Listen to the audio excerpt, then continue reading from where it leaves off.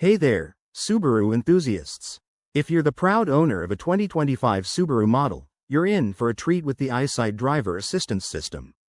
This advanced tech is designed to make your drives safer and more enjoyable, with features like adaptive cruise control, lane departure warnings, and automatic emergency braking. In this quick guide, I'll walk you through the simple steps to turn it on, so you can start using it right away. Let's dive in. First off, always prioritize safety. Make sure your vehicle is parked in a safe spot with the engine running and your seatbelt fastened. Eyesight works best when you're ready to hit the road. Step 1. Start your Subaru and let it idle for a moment. This ensures all systems are powered up.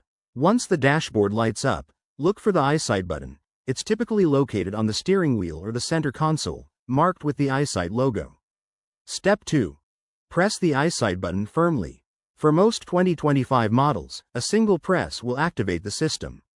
You'll see a green light or an icon appear on your dashboard, indicating that Eyesight is initializing. Step 3. If your Subaru has a touchscreen infotainment system, you might need to confirm the activation. Navigate to the Settings menu, then select Driver Assistance or Eyesight Settings. Here, toggle the switch to On if it's not already enabled. The system will run a quick self-check, which usually takes about 10 to 15 seconds.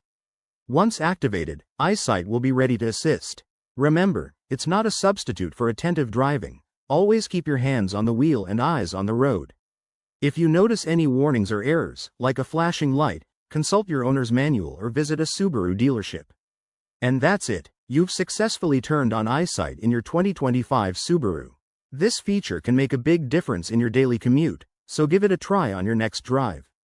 If you found this helpful, hit that like button, subscribe for more car tips, and drop a comment below if you have questions.